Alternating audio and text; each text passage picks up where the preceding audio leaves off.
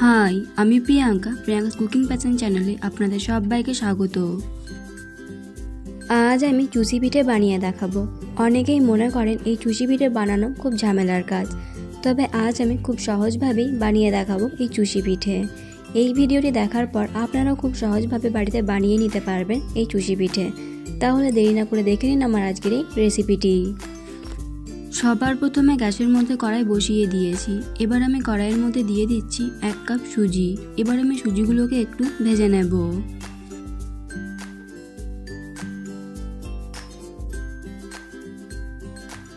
সুজিগুলোকে আমি ভেজে নিয়েছি। এবার আমি এর মধ্যে দিয়ে দিচ্ছি 1.5 কাপ জল। আপনারা এখানে জলের পরিবর্তে দুধও ব্যবহার করতে পারেন। এবার আমি সুজিগুলোকে জলের সাথে ভালোভাবে মিশিয়ে নিয়ে একটা ডো তৈরি করে নেব।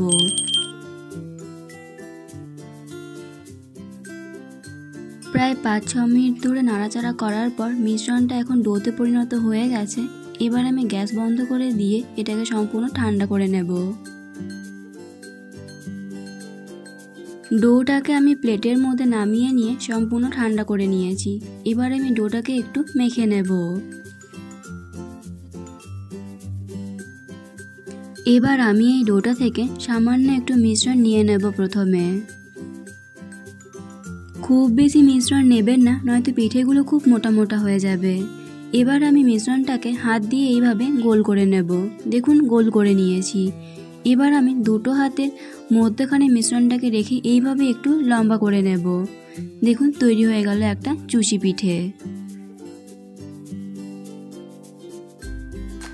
আমি এইভাবেই সবগুলো চুষি পিঠে তৈরি করে নেব।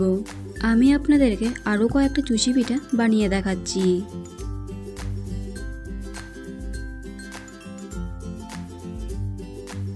অনেক রকমভাবেই চুষি পিঠে তৈরি করা যায়, কিন্তু আপনারা এইভাবে একবার চুষি পিঠে তৈরি করে দেখবেন। খুব বেশি সময়ও লাগবে না, আর একদম পারফেক্টভাবে তৈরিও হবে। আপনি যদি আমার চ্যানেলে নতুন হয়ে থাকেন তাহলে ভিডিওটি দেখতে দেখতে আমার চ্যানেলটি সাবস্ক্রাইব করুন এবং পাশে থাকা বেল আইকনটি অন করে দিন আরও নতুন নতুন ভিডিওর আপডেট পাওয়ার জন্য। দেখুন কত সুন্দর লাগছে পিঠেগুলোকে দেখতে। সব চুষি পিঠেগুলোকে আমি তৈরি করে নিয়েছি। এবার আমি এগুলোকে ভেজে নেব। তার জন্য তেল গরম হতে বসিয়ে দিয়েছি। তেলটা কিন্তু খুব ভালোভাবে গরম করে নিতে হবে। তেলটা আমি ভালোভাবে গরম করে নিয়েছি। এবার আমি এইভাবে একটা একটা করে চুষি পিঠেগুলো তেলের মধ্যে দিয়ে দিচ্ছি। এবার আমি এগুলোকে ভেজে নেব, তবে খুব বেশি ভাজবার দরকার নেই।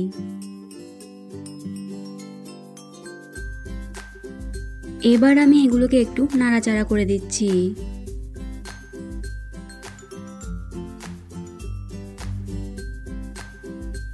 পিঠেগুলোকে আমি ভেজে নিয়েছি। এবার আমি এগুলোকে তেল ঝরিয়ে তুলে নিচ্ছি। এইভাবে যদি একটার সাথে একটা লেগে যায় তাহলে ভয় পাবার দরকার নেই। এগুলো সম্পূর্ণ ঠান্ডা হয়ে গেলে ছাড়িয়ে নেওয়া যাবে।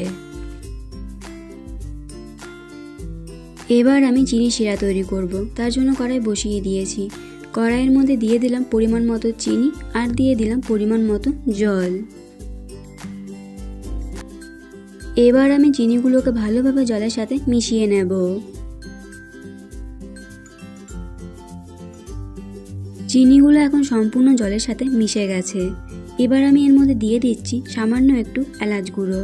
এবার আমি চিনি শিরার সাথে ভালোভাবে এলাচ গুঁড়োটাকে মিশিয়ে নেব। এবার আমি এর মধ্যে দিয়ে দিচ্ছি বাদাম। আমি এখানে বাদামগুলোকে ছোট ছোট টুকরো করে কেটে নিয়েছি। এইভাবে যদি চিনি শিরার মধ্যে একটু বাদাম কুচি দেওয়া হয় তাহলে পিঠেগুলো খেতে খুব সুন্দর লাগবে। এবার আমি চিনি শিরার মধ্যে আগে থেকে ভেজে রাখা পিঠেগুলোকে দিয়ে দিলাম। পিঠেগুলোকে আমি চিনি শিরার সাথে ভালোভাবে মিশিয়ে নিচ্ছি। পিঠেগুলোকে আমি চিনি শিরার সাথে ভালোভাবে মিশিয়ে নিয়েছি।